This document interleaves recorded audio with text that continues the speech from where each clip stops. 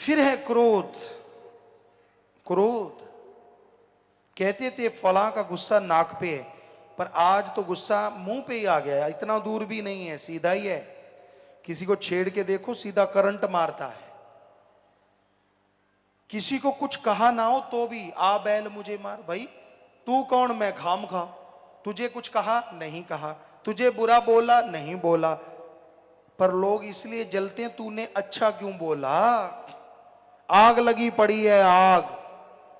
किसी धर्म में बता दो निंदा करो, किसी को बुरा कहो लिखा हो तो हम सत्संग करना छोड़ देंगे। और बताओ क्या कहें। बड़े बड़े धर्म के नुमाइंदे आए हमारे सामने, हम पूछते हैं उनसे किसने सिखाया है आपको किसी की निंदा करनी, किसी को बुरा कहना। कहां, किस ग्रंथ में लिखा है। बनते फिरते हैं धर्म के ठेकेदार नुमाइंदे। अपने आप को सुधार लो, इतना ही काफी है। आज समाज में इतना बुरा हाल है, दूसरों की बुराइयां बिना वजह।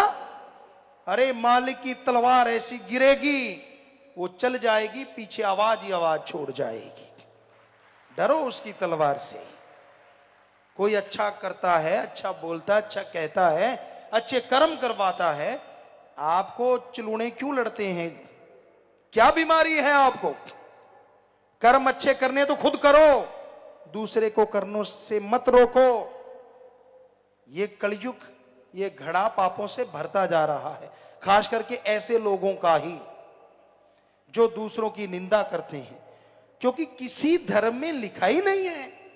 गुरु सहवानों के पवित्र गुरवाणी में तो, क्योंकि हमने पढ़ी है पूरी की पूरी, बहुत बार पढ़ी है, इतने पेज भरे हैं पर निंदा के पाप के कि पढ़ पढ़ के आदमी सोचे यार इसको पढ़ के निंदा कर ही नहीं सकता आदमी।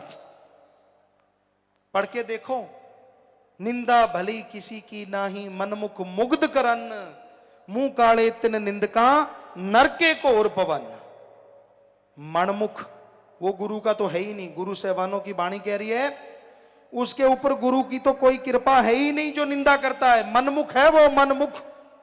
मुग्ध महामूर्ख है। मुग्ध का मतलब मूर्ख, महामूर्ख। मनमुख मुग्ध करन, मुंह काले तिन निंदका, नरके को और पवन। या तो कह दो गुरुओं की वाणी झूठी है, जो कि हो नहीं सकता, क्योंकि उनका तो एक एक अक्षर सच था, सच है और सच ही रहेगा। तो फिर क्यों यहां भी नरक पैदा कर रहे हो और आगे भी नरक पैदा कर रहे हो। दोनों जहान में मुंह काला होगा तो होगा ही होगा 100%। सिर्फ क्रोध में आके, सिर्फ किसी की कठपुतली बनके, किसी की उंगलियों के इशारे पे नाचने वाले दूसरों की निंदा किया करते हैं। खुद का दिमाग काम में नहीं करते, पशु बनके। जब, और हमने ऋषि मुनि हिंदू धर्म में पढ़ा, हर धर्म में पढ़ा, हर धर्म में मना है पर निंदा महापाप, पर निंदा महापाप, पर निंदा महापाप। तो किसी का बुरा नहीं कहना चाहिए प्यारी साध संगत जियो। अपनी अंदर की बुराइयां साफ करनी चाहिए। अंदर की बुराइयां साफ करने में टाइम लगा दो, वही बड़ी बात है।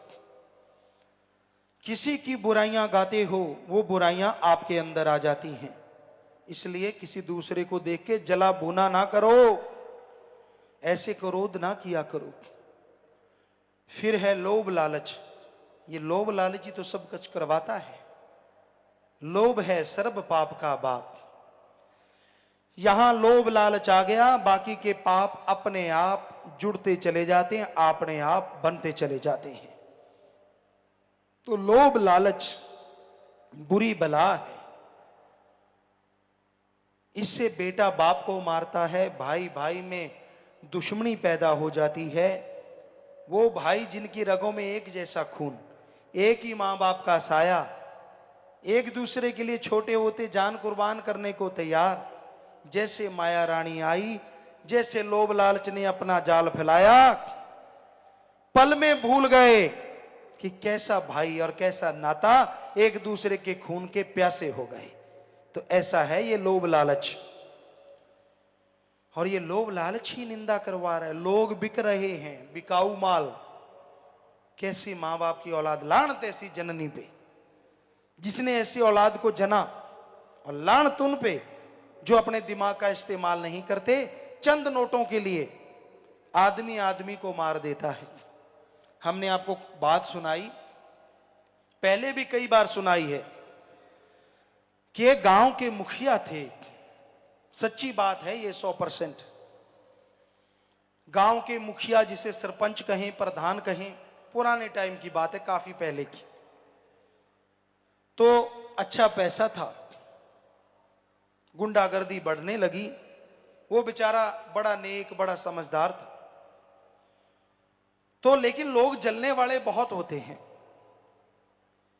तो वो फसल बेचने गया, गुंडागर्दी करने वाले नशेड़ी लोगों ने प्लान बना लिया कि जब ये वापस आएगा तो इससे पैसे छीन लेंगे।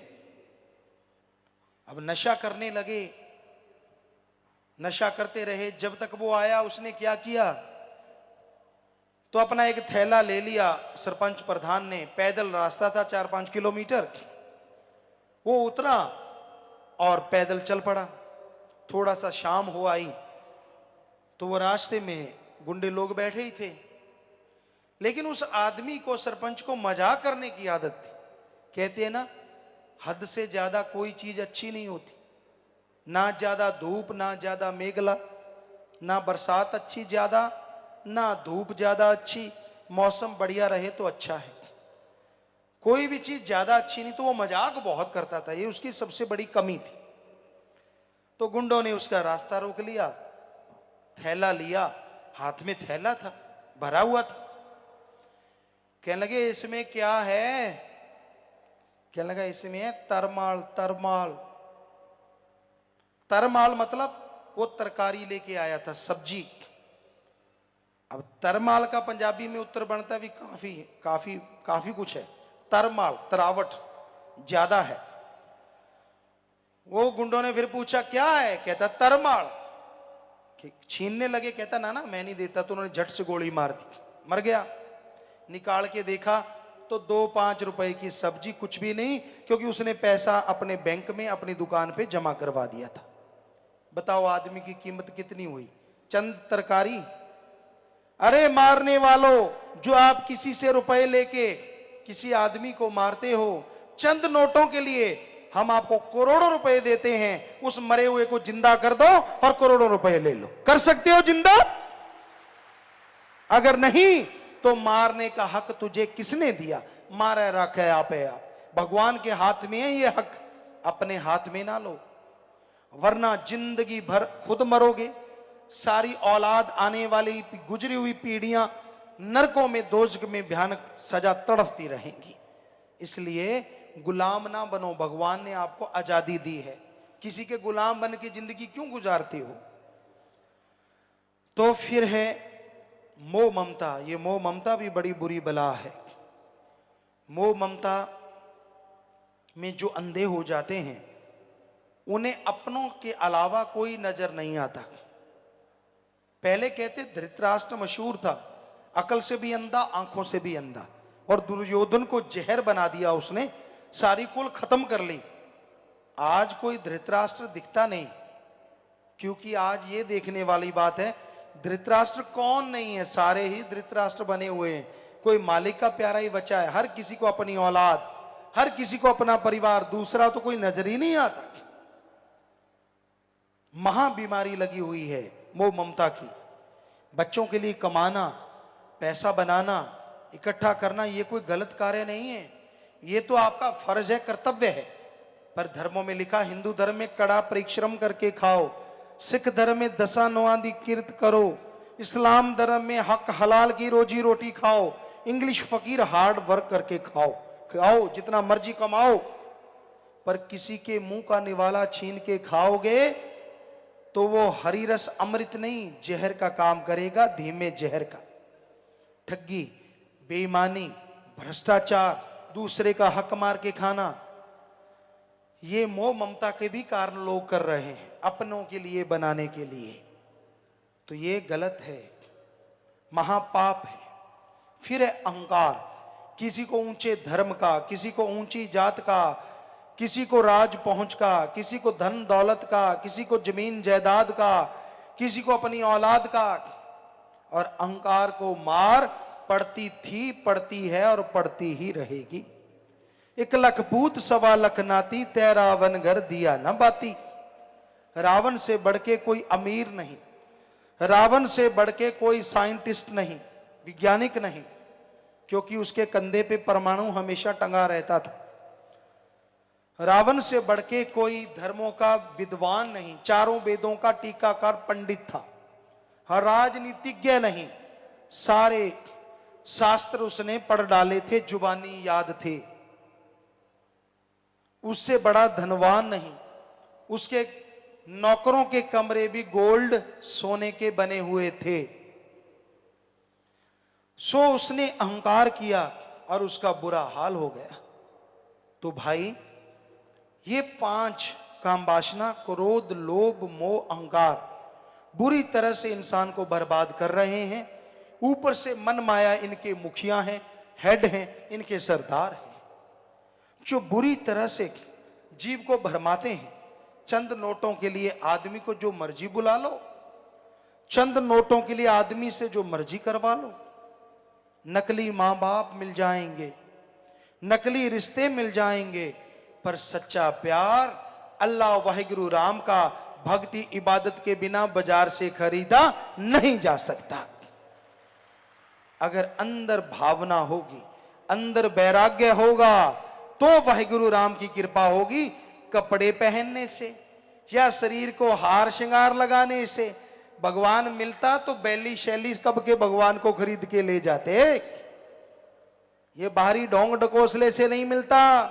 जब तक अंदर का छल कपट नहीं छोड़ते, मालिक के दर्शन नहीं हो सकते। चाहे जितना मर्जी दिखावा कर लो, भावना शुद्ध हो। मन चंगा कठौती में गंगा। रविदास जी ने चमड़ा भिगोने वाले उस जो पत्थर की चीज थी उसमें से गंगा बहा दी थी पूरी की पूरी। राजा को कहा था सोने के कड़े निकाल ले जितने निकालने। मन चंगा कठौती में गंगा। कहने का मतलब अगर आपका अंदर साफ है, राम नाम आप लेने वाले हैं, तो घर परिवार में रहते मालिक के दर्शन कर सकते हैं। जंगल उजाड़ों में जाने की जरूरत नहीं पड़ती। और अगर मन गंदा है, यहां मर्जी घूमते रहो, मालिक नहीं मिलने वाला। हाँ शौक है, आप कर सकते हो, बड़े कपड़े लत्ते पहन के ये वो ये फूं फा ये कर सकते हो, क्योंकि ये कलयुग है, इसमें इससे हवा मिलती है। पर जो वाहिगुरु राम अल्लाह ईश्वर को पा लेते हैं, उनके अंदर अहंकार नहीं होता, उनके अंदर शूफ है नहीं होती। वो तो क्या कहते हैं श्री गुरु नानक देव जी महाराज के, जो इतनी बड़ी पदवी के मालिक हुए, उन्होंने कहा है, क्या कहा है, कोई आखे पूतना कोई कहे बेताला। गुरु जी कह रहे हैं कि हमें लोग क्या कहते हैं, कोई आखे पूतना कोई कहे बेताला, कोई आखे आदमी नानक बेचारा। कहते कोई हमें कहता है आदमी है, कोई कहता नहीं यार ये तो भूत है, बेताल है, पानी पे चल पड़ता है, ये तो पल में ऐसे कर देता है, यहां मर्जी प्रकट हो जाता है, ये तो हाथ से पहाड़ रोक देता है। पर गुरुजी क्या कहते, कोई आके आदमी नानक बेचारा, कि भाई हम तो उस मालिक के अदने से दास हैं। गुरुजी कहते इतने बड़े महापुरुष, ये है सच्चे संत, सच्चे मालिक के नुमाइंदे की निशानी। यहां कोई अहंकार या कोई ऐसी चीज नहीं होती।